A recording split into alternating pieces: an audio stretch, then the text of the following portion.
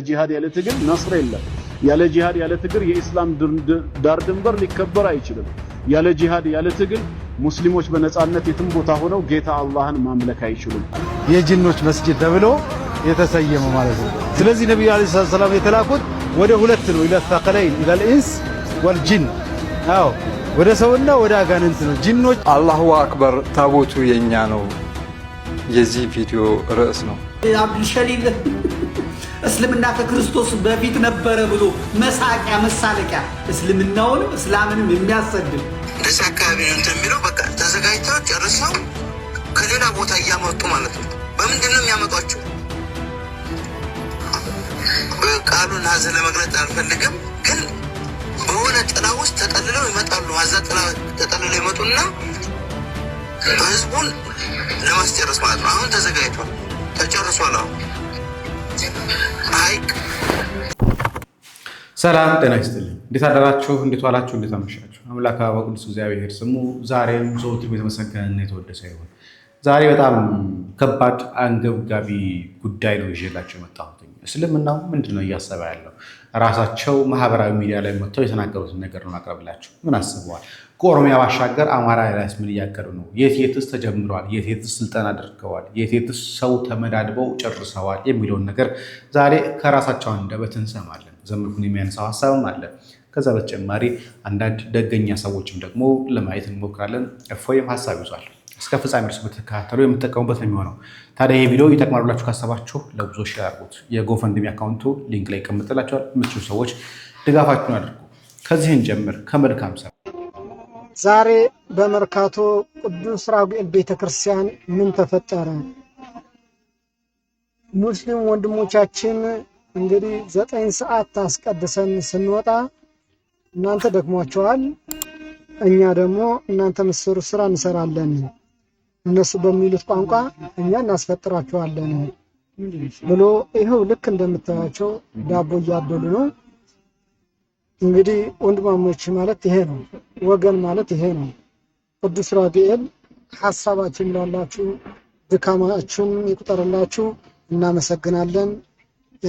አብዱል ሸሊል እናመሰግናለን። በናሽናል እነዚያ ነገሮች ከሁለት አንጻር እናያቸው። አንደኛ መልካምነት አስበው ከልብ የሚያደርጉ ሰዎች ይኖራሉ። ኢትዮጵያዊነታቸው ይዟቸው ከባህል አንጻር ከምን አንጻር አብረው ስላደጉ የሚያደርጉ ሰዎች ይኖራሉ። ሁለተኛው ደግሞ ፕሮፓጋንዳ የሚሰሩ ውሃቢዎች ደግሞ ይህን የሚያደርጉ ደግሞ አሉ። ቪዲዮም ስለሚፈልጉት እነሱ አያደርጉትም፣ ውሃቢያው ራሱ አያደርገውም። ነገር ግን የሚያደርጉ ሰዎችን ይልክና ቪዲዮ ቀርጾ እኛ እኮ ሙስሊሞች እኮ እንዲህ ነን ብለው ለመዝራት የሚያሰቡ ሰዎች አሉ። እነዚህ ነገሮችን ከሁለት አንጻር ሁሌም ቢሆን ማየት ነው። መልካምነታቸው በመልካም እውነት ከልብ የሚያደርጉ አሉ ማቃቸው። ሌላውን ጉዳይ ከዘመዴ ጋር ምን እንምጣ። ሸሊል እስልምና ከክርስቶስ በፊት ነበረ ብሎ መሳቂያ መሳለቂያ እስልምናውንም እስላምንም የሚያሰድብ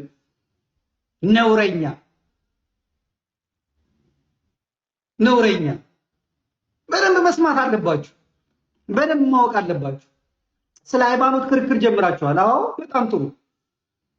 አባቶቻችሁ የእስልምና ሊቃውንት ክርክር አያስፈልግም፣ በቁርአን ላይ ክርክር አያስፈልግም፣ አትከራከር ብለው ስርዓት ሰርተዋል። አሁን ያበድከው ወሃቢ መተህ ዝም ስለተባልክ ብቻ ኢየሱስ ክርስቶስ ላይ አፍን ትከፍታለህ፣ ቁርአንህን ከድነህ መጽሐፍ ቅዱስ ታነባለህ። የማቴዎስ ወንጌል ምዕራፍ 6 ቁጥር 8 ላይ እንዲህ ይላል፣ የዮሐንስ ወንጌል ላይ ኢየሱስ እንደዚህ ብለዋል ምናምን ትላለህ። ምን አገባህ? አይመለከትም። ቁርአንህን አንብብ ብትባል እምቢ አልክ። እንግዲያውስ እኩልና አንብበው ተባለ እና ግጠመኛል እፎይ እየተባለ ከመሬት አስነስቶ አመጣና አስቀመጠልን። አንብባለ እስልምና ለሴት እንደዚህ ነው፣ ለሴት እንደዚህ ነው፣ ለሴት እንደዚህ ነው ሲል ያእፎይ የሚባል ተንከሲስ ከየት እንደመጣለት አላውቅም። አምጥቶ ይኸው ቁጭ አደረገ። ማኑ እስልምና እንደ እስልምና ሴትን የሚያዋርዳል ወይ? ለአራት ወንድ ነው የሚድራት ብሎ አስቀመጠ። ተራ ነው የሚደርሳት ብሎ አስቀመጠ። ቁርአኑን እያነበበ ማለት ነው። እናንተ መጽሐፍ ቅዱስን ስትቀጠቅጡ እሱ ቁርአኑን አውጥቶ ቀጠቀጠው፣ አለቀ። ሴት ልጅ ለምስክርነት አትበቃም። እኔ ከዛ በፊት ሰምቼ አላውቅም። ቁርአን ነው የሚለው አለ። ሴት ልጅ ምስክር እንኳን ብትሆን አንዷ እንደ ግማሽ ነው የምትቆጠረው፣ ሁለት ሴት ነው እንደ አንድ የሚቆጠረው ብሎ ሴትን ፈጣፈጣት። ምን እናርግኛ? እራሳችሁ ናችሁ ያመጣችሁ። ይኸው እኔ ሱሰኛ ሆኜ የእፎይ ተማሪ ሆኛለሁ። በቃ የእፎይ ተማሪ ሆኜ ቁጭ ብያለሁ። ለመቼም እዛ ቴዎሎጂ ላይ ትንሽ ተምረናል። ለመቼም ቁርአንን አነባለሁ ሐዲስን አነባለሁ ብዬ የማላቀውን ሰውዬ ይኸው ራሳችሁ ጎዝጉዛችሁ አመጣችሁ። አህመድ ዲዳት የሚባል ማንትስዬ የሚባል እስልምናውን ትታችሁ መጽሐፍ ቅዱስ ላይ አፋችሁን ስትከፍቱ ይኸው እፎይ መጣና ሴቶቻችሁ አመጹባችሁ። ኡስታዞቻችሁ እፎይ የሚባል አያስፈልግም አሉ። መንዙማ ወጣችሁበት። እፎይ የተባለ እንደመጣ እፎይ መጣ እፎይ ሰኛችሁ ዛራችሁን ቀሰቀሰ። በእውነት እኔ ምን አባቴ ላርጋችሁ? ትክክል አይደላችሁ። የሰው ሃይማኖት ስታከብሩ የእናንተ ሃይማኖት ይከበራል። አንተ የኔን ኢየሱስ እያዋረድክ የአንተን መሐመድ የሚያከብርልህ ሰው የለም። አንተ የኔን ኢየሱስ ስትጠብቅልህ የኔ አንተን መሐመድ ጠብቅልህ። አንተ የኔን ክርስትና በአናቱ እየተከልክ የአንተን እስልምና አልንከባከብልህም። በአናቱ ተክልልሃል። አንተ የኔን ክርስትና ስትንከባከብ እኔ የአንተን እስልምና እንከባከባለሁ። ይሄ ልቃቡላ፣ የኮተታሙላ፣ የጫታሙላ በምርቃና ያበደ አምጥታችሁ ኢትዮጵያ እንዲህ አልነበረችም። ኢትዮጵያ ክርስቲያን እስላሙ ተከባብሮ የሚኖርባት ናት። የእስላም ሰርግ ላይ ለክርስቲያኖች ራሳቸው ክርስቲያኖች እንዲያርዱ ከብት ተሰጥቷቸው በስመ አብ ወልድ ወመንፈስ ቅዱስ ሰርተው ወጡ እንዳይነካካ ሳህኑ እንዳይነካካ ብለው ክርስቲያኖቹ ሲያገቡ ለእስላሞቹ ተሰጥቶ እኩል ድረው ልጆቻቸውን እኩል ድረው ወደ ወሎ ወደ ሐረር ስትሄዱ ደግሞ አባትየው እስላም ነው፣ እናትየዋ ክርስቲያን ናት። አባትየው እዚህ ጋር ይሰግዳል፣ ልጅየዋ እዚህ ጋር መዝሙር ትከፍታለች። እንዲህ ነው እኛ የምናውቃት ኢትዮጵያ። ዛሬ መታችሁ ከየት እንደመጣችሁ አነ እድሜያችሁ ያጠረ፣ ጺማችሁ ያጠረ፣ የተንጀረገገ እግራችሁ ሱሪያችሁ ያጠረ። እናመሰግናለን። ስለዚህ እነሱ ራሳቸው ስለነካኩን ነው እኛም ወደ ንጽጽሮ የገባ ነው የሚለውን ነገር ያዙልኝና ወደ ጂሃዱ እንግባ። ምንድን ነው ሀሳብ ያለው የሚለውን ነገር ከራሳቸው ከውስታዙን ጀምር። ጂሃድ ያለ ትግል ነስር የለም። ያለ ጂሃድ ያለ ትግል የኢስላም ዳር ድንበር ሊከበር አይችልም። ያለ ጂሃድ ያለ ትግል ሙስሊሞች በነጻነት የትም ቦታ ሆነው ጌታ አላህን ማምለክ አይችሉም። የግድ ነጻነታቸው እንዲከበር የኢስላም ባንዲራ ከፍ ብሎ እንዲውለበለብ ምድር በአላህ ሸሪዓ እንድትተዳደር ጂሃድ ግድ ነው። ጂሃድ ከሌለ እስልምና ውበት የለውም። ሁሌ መስዋዕት በመክፈል ሁሌ በመበደል መብት ሊገኝ አይችልምና፣ ስለዚህ ሁሌም ቢሆን እስልምና ካለ ጂሃድ አለ። ያለ ጂሃድ እስልምና ሊቀጥል አይችልም። ይሄም በውስጣቸው የያዙት በነገራችን ላይ እንዲህ ለማለት ፈልጎ እኮ አይደለም ነው። እስልምና ያለ ጂሃድ አይኖርም። እስልምና ያለ ሰይፍ አይኖርም። በነገራችን ላይ ሰይፍና ሐሰት ሁለቱ የእስልምና ምሰሶዎች ናቸው። በነገራችን ላይ ታዲያ አንዱ መሐመድ የተባለ ሰው ገብቶ የተናገረውን እቅዳቸውን ላሰማችሁ። የእናንተ ትምህርት ገባ አይደለም። ማንኛውም ትምህርት ሐሰት ከሆነ እስልምናም ሆነ ክርስትናም ሆነ ወርቅ አድርጎ የሚፈልገውን ሰው ይከተል ነው፣ ሌላ ነገር የለውም። አሁን የሆነ ጓደኛ አለኝ። አሁን ደስ አካባቢ ነው እንትን የሚለው በቃ ተዘጋጅተው ጨርሰው ከሌላ ቦታ እያመጡ ማለት ነው። በምንድን ነው የሚያመጧቸው? ይሄ ደሴ ላይ ነው እንደዚህ የሆነ ያለው። ከሌላ ቦታ እያመጧቸው ቃሉን ሀዘን ለመግለጽ አልፈልግም፣ ግን በሆነ ጥላ ውስጥ ተጠልለው ይመጣሉ። ሀዛ ጥላ ተጠልለው ይመጡና ህዝቡን ለማስጨረስ ማለት ነው። አሁን ተዘጋጅቷል፣ ተጨርሷል። አሁን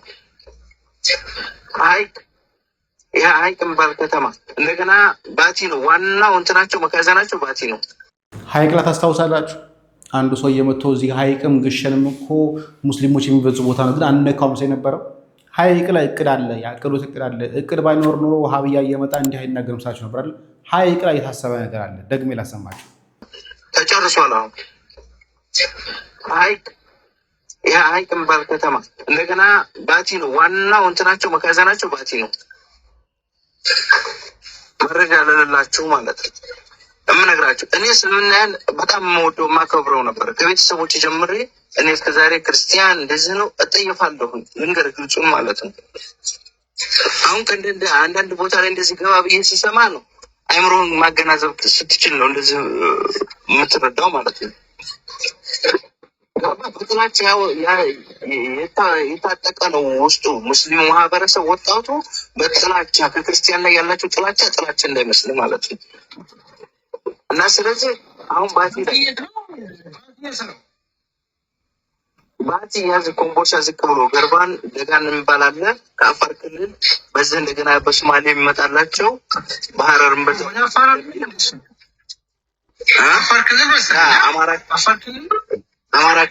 አማራ ክልል ነው። ግን አፋርና አማራ ድንበር ላይ ነው ያለው ማለት ነው። ወደ አማራ ነው ክልልነቱ። አፋር ነበር የሚመስለኝ ሲያወሩት ማለት እና ኦሮሞም አለ አማራም አለ።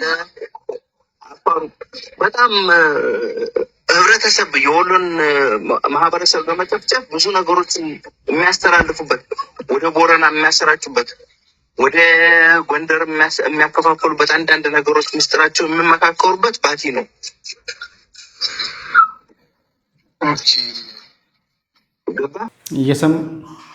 እየሰማችሁ አይደል? ሁሉም ነገር ዲስትሪቢዩት የሚያደርጉት ማለት እና አህመድ ጀበልን ብዙ ጊዜ የሚጓዙት ራሱ አብይ የሚጓዙ እዚያ አካባቢ የሚጓዝበት ምክንያት አላቸው። የጠብ መነሻ ምክንያት ጥንስስ ሀሳብ ጥንስስ ያለው እዚህ ቦታ ላይ ባቲ ላይ ኮምቦልቻ ላይ ኮምቦልቻ ተናግራል። ከዚህ በፊት መሳሪያ መስጊድ ውስጥ አሉ።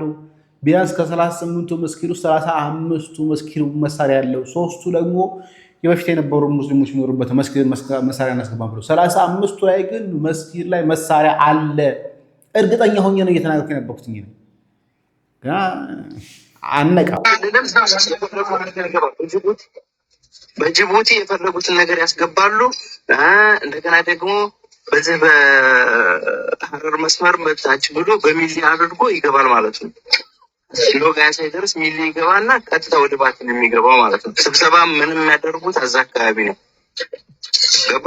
አሁን መሀል የአማራ ሳይንት ከደሴ በላይ ይህንን ለማጥቃት አሁን የተዘጋጁት እዛ አካባቢ ነው። ይሄ ያለ መረጃ ማለት ነው። ስለዚህ አሁን ሙስሊሙ ላይ የሆነ ጥቃት ያደርሳሉ፣ እዛ አካባቢ ያለውን ክርስቲያን ይጨፈጭፋሉ ገብተው ማለት ነው። ተዘጋጅተው እነዚህ ጭማቸውን እንትን ብለው በሁሉም ሰርገው ገብተው ማለት ነው። ይሄ ድነ እስላምን አያስተምርም። ይሄ ድነ እስላምን አያነቃቃም። ተው እነ እስልምና እንትን እንበል በአዋሽ አርባ ማለት ነው። በአዋሽ አርባ አድርገው እዛ እንትን ብለው ነው የሚመጡት። ትክክል።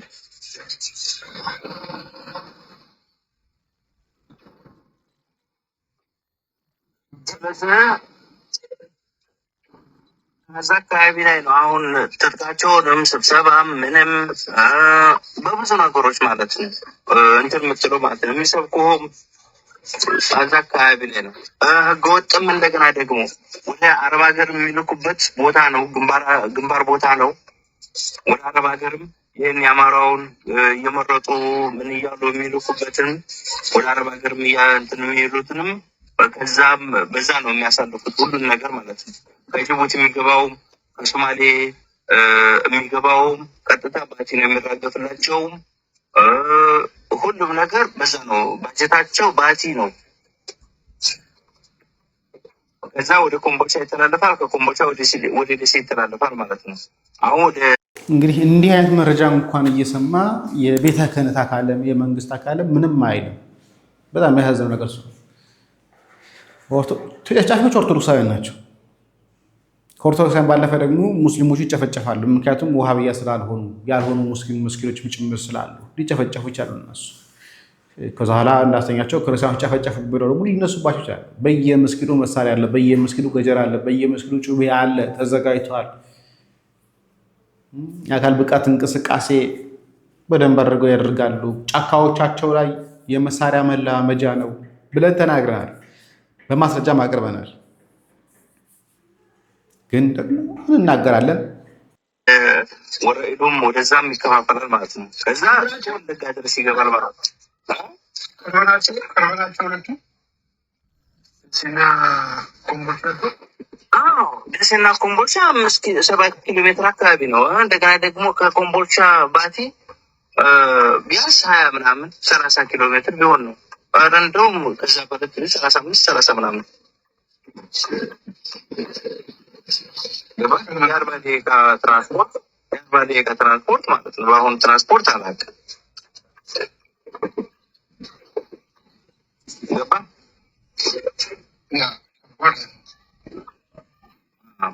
ስለዚህ አሁን ወደ ላይ በወረኢሉ ይሄ ሳይንት አጅባር ሳይንት ተንታን ይሄ የሚባለውን አዛ አካባቢ ክርስቲያን ይበዛል እየተባለ ስለሆነ በዛ አድርገው የሚገቡት ከኮምቦልቻ ይመሳሰላሉ፣ ከዛ ደሴ ይመሳሰላሉ፣ ከዛ ልብሳቸው አለባበስ እንትን ያሉ አዛ ተወላጆቹን ይይዛሉ። በዛ እያደረጉ ነው እንትን የሚሉት ማለት ነው። ከዛ እስከ ጎጃም ድረስ ከዛ እነሱ ለመምሰል አለባበሳቸው ማምሰል ከዛ ቅላጫቸው ማስተካከል ነው። ከዛ ውስጥ ያሉ እነሱ የሚመስሏቸው ሰዎች እየመለመሉ እንደምታስታውሱት የሆነ ቪዲዮ ባለፈው ወጥቶ ነበረ። ለሽብር ወደ ሶማሊላንድ ይልኳቸዋል፣ ወደ ሱዳን ይልኳቸዋል። እዛ የአይኤስአይኤስን ስልጠና ሰልጥነው ይመጣሉ። ከዛ ኦርቶዶክሳን ይጨፈጭፏቸዋል። የምታስታውሱ ነው። ከዚህ በፊት ሽብር ምስል ጭንብል ለብሶ ሲናገር ደሴ ኮምቦልቻ ተዘጋጁ እንመጣለን፣ ሳይንት ላይ እንመጣለን ብሎም ተናግሮ ነበር። ዲያቆን ሲራክ ያቀረበውንም ጭምር አቅርቤላችሁ ነበር። እውነታዊ ይሄ ነው እየሆነ ያለው። ይሄ ታቅዶ ሆን ተብሎ የሚሰራ እንጂ ድንገት የሚከሰት ጭፍጨፋ አይደለም፣ ድንገት የሚከሰት ሞትም አይደለም። በነገራችን ላይ ከሳይንት ጋር ተገናኘ ማለት ሁለተኛ ቪዲዮ ላይ መምህር ዲያቆን ዮርዳኖስ አበበ ያነሳው ሀሳብ አለ። እሱ ላይ እመጣበታለሁ። ወለጋ ድረስ ይገባል መስመሩ በዛ ማለት ነው። በዚህኛውም እንደገና ደግሞ በዚህ በወሎ ዩኒቨርሲቲ አድርገው በደሴ በዛ ወጡና እንደገና ደግሞ ይሄ መሀሉን አድርገው ይሄዳሉ። እንደገና ወደ ወልዲያ የሚተላለፈው በታችን በጭፍራ ይመጣል፣ በዚህኛውም በዚህ ያስተላልፋሉ። ይሄ ነው አካሄዳቸው ማለት ነው። ከታች ነው አሁን እያጠሩ የመጡት። ከአፋር ክልል ባጀታቸው እንትን ይላሉ። ከዛ አሁን ድሮ በአፋር ክልል ነበረ፣ አፋር ክልል ዶጋ የሰመራ ነበረ በፊት ማለት ነው። ስንስፋፋ የነበረው የሚስፋፉት የነበሩት ማለት ነው። እዚያ ያንን አሁን አጥንተዋል። ህዝቡ ምንም አይልም። አሁን ሰርገው እንደገና ደግሞ ባቲ ገቡ። ከባቲ ኮምቦልቻ አሁን እስከ ወረኢሉ ደርሰዋል። አሁን እስከ ላይ ደርሰዋል። ኧረ እስከ ተንታ አጅባር ምናምን እስከሚባለው አካባቢ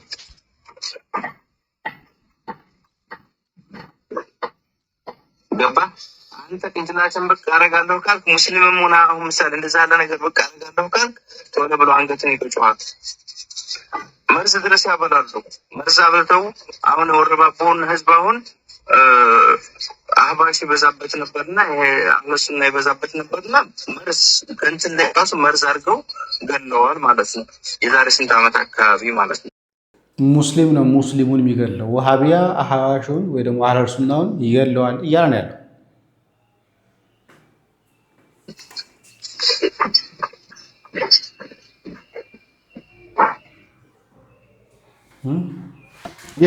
ብዙ ጊዜ ምን ዋሽ ይመስላችኋል? ሙስሊም ሼህ ሲገደል መጀመሪያ መጠርጠር ያለባችሁ ያ ሼህ ምንድነው? ወሃቢያ ነው ወይስ አይደለም? ወሃቢያ ካልሆነ ገዳዮቹ እነሱ ራሳቸው ወሃቢዎቹ ሊሆኑ ስለሚችል በመርዝም አድርገው በጩቤም አድርገው በጥይትም አድርገው ይገሏቸዋል። መቆጣጠር የሚፈልጉት ወሃቢያን፣ ሁሉን ነገር መቆጣጠር እየፈለገ ያለው ወሃቢያን በጣም ትንሽ ነው። ደግሞ መቆጣጠር የሚፈልገው እሱ ነው። ሚዲያውን ይዞታል። ስለዚህ የሆነ ሼህ ሲሆን ራሳቸው አስገድለውት እንኳን የሚጮሁት ራሳቸው ናቸው። ከዛ በዚህ መሀል ላይ ግርግር ላይ መሳሪያቸው መስጊድ የለበቁት መሳሪያ አውጥተው ህዝበ ክርስቲያኑን ይጨፈጭፉበታል። ይሄ ደግሞ ዝግጁ ነው። አማራ ክልል ላይ በጣም ዝግጁ ነው። ወደ ወልዲያ አካባቢ ላይ በጣም ዝግጁ ናቸው ክርስቲያኖችን ለመግደል። በነገራችን ላይ ክርስቲያኑ ምን ያህል ዝግጁ ነው፣ ምን ያህል ተዘጋጅቷል? አይ ሃቭ ኖ አይዲያ። ሌላኛው የጂኒዎች መስጊድ ነው። ለጂኒዎች የተሰራው መስጊድ የጂኖች መስጊድ ተብሎ የተሰየመ ማለት ነው። ስለዚህ ነብዩ አለይሂ ሰላም የተላኩት ወደ ሁለት ነው። ኢላ ተቀለይን ኢላ ኢንስ ወልጂን። አዎ ወደ ሰውና ወደ አጋንንት ነው። ጂኖችም እንደኛ ግዴታ አለባቸው። ከጂንም ጀነት የሚገባላ እሳትም ይገባል፣ ልክ እንደ ሰው ማለት ነው። አዎ ሰግዳሉ።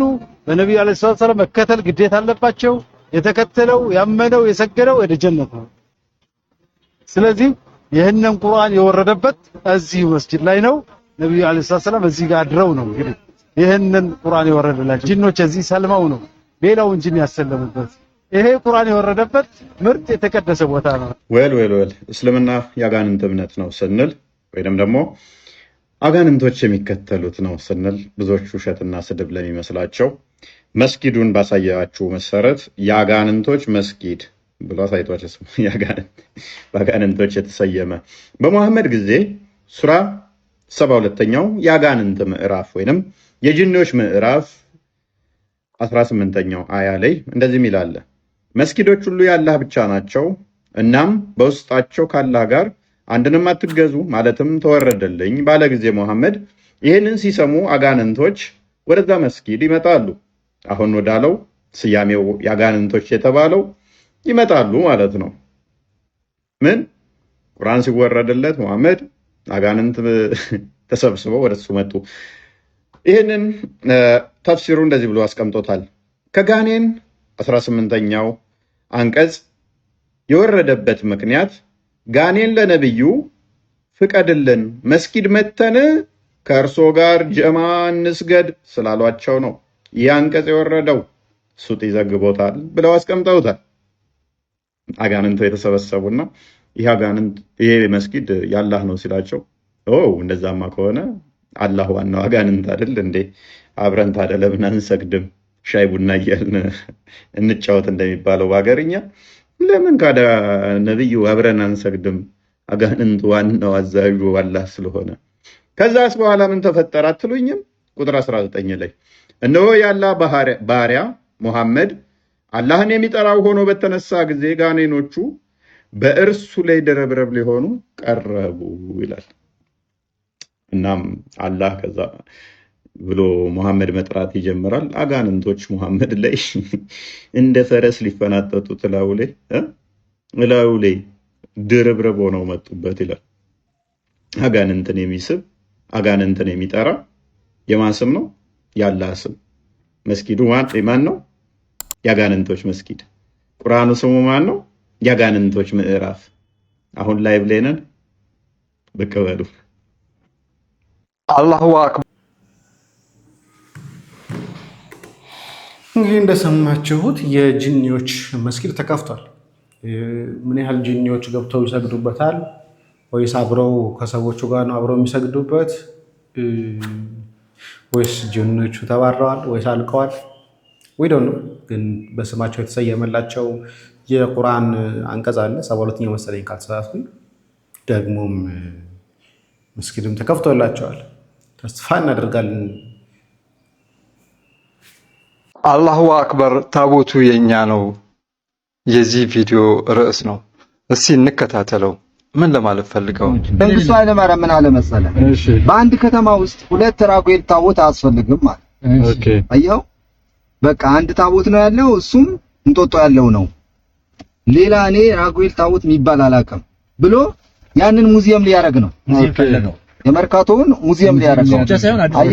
ኦኬ አዲሱ ሚካኤልም እንትን ተብሎ ነበር አሉ። አማኑኤልም እንደዛ ዘግቶ ሙዚየም በቃ እነሱን ሙዚየም ሊያደርጋቸው መሰብሰቢያ ምናምን የህዝብ ማወያያ ቦታ ሊያደርጋቸው ፈልጓል። አይደል? እሱ እምነት የለውም። አየው፣ ምክንያቱም ህዝብ ያለበት ቦታ ነው ማወያያ። በቃ እንትኑን ሪዮት ዓለሙን ሊያሰርጽባቸው ማለት ነው። ቦታ ይፈልግ ነበር።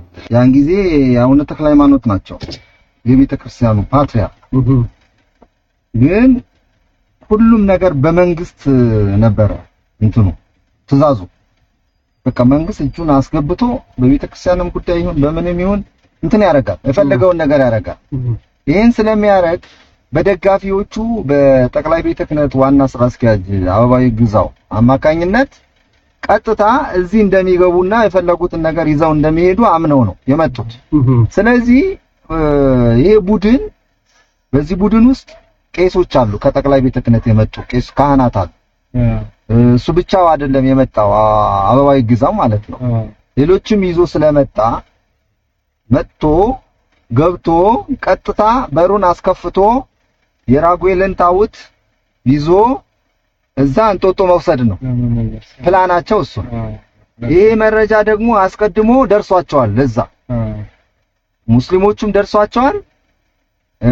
አንዋር መስጂድ እንዳለ አገልጋዩ ዙሪያው ያለ ነጋዴ ሁሉ መረጃው አዳርሰዋል እነሱ።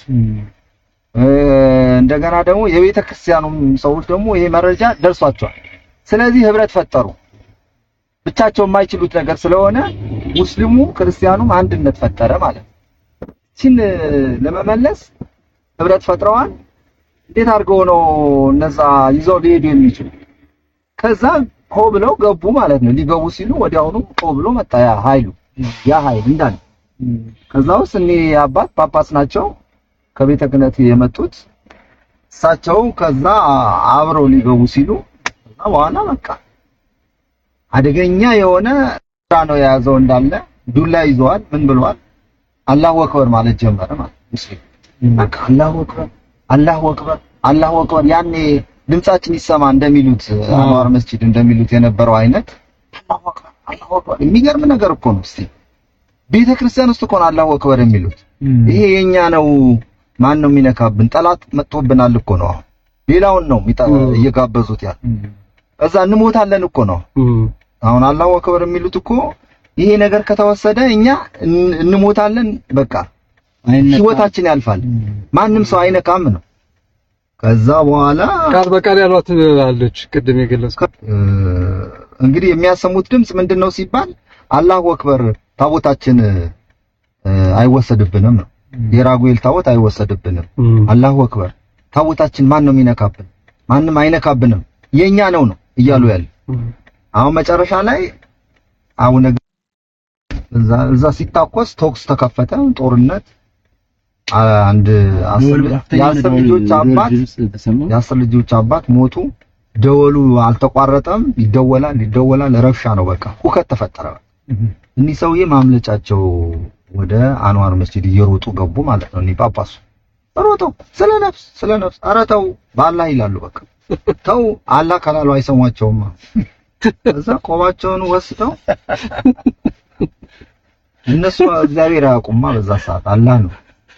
ምክንያቱም እንትኑም ርዕሱም አላሁ አክበር ነው የሚሉት ያለ እሳቸው እግሬ አውጪኝ ብለው ነፍሳቸውን ለማዳን ሮጠው አንዋር መስጂድ ገቡ። አሁን ራጉኤል እኮ ነው እሱ አላሁ አክበር ሆ እያለ ሲመጣ ሮጠው አንዋር መስጂድ ገቡ። ከወሳጅ መሃል ምናልባት የምታውቁት ከሆነ ይህን ታሪክ በተለይ በደርግ ጊዜ ላይ እዛ አካባቢ ላይ የነበራችሁ ሰዎች፣ ትልቅ ሰዎች፣ በእድሜ ትንሽ ገፋ ያላችሁ ሰዎች የምታውቁት ካለ ኮንፊርም የምታደርጉ ከሆነ በጣም ታሪኩ ደስ ይለኛል። እውነት ለመናገር ከሆነ ታሪኩ እንደዛ ከሆነ ሙሉውን ያው ሶል ፔጅ ላይ ተለቋል። ዩቲዩብ ገጽ ላለው እዚህ ጋር እንደምትመለከቱት እዚህ ጋር ሶል ፔጅ ኒውስ የሚል ወንድማችን ነው። ገብታችሁ ማየት ትችላላችሁ። እኔ ሙሉን ከማቀርብበት እዚህ ላይ ባቆም ደስና ታሪኩን የምታውቁት ሰዎች እዛ አካባቢ ላይ በጊዜ የነበራችሁ ሰዎች ካላችሁ ታሪኩን ኮንፊርም ብታደርጉን አድራሻ ሁሌም ቢሆን ቴሌግራም ላይ ጸጋዬ ክፍሉ ነው የሚለው ኮንፊርም የሆነ እንትን ነው። ስለዚህም ብትልኩልኝ መረጃውን ብታጋሩን ደስ ይለኛል። እነዚህ ያላውቃላችሁ ሰላም እግዚአብሔር ከእናንተ ጋር ቸር ቆዩ።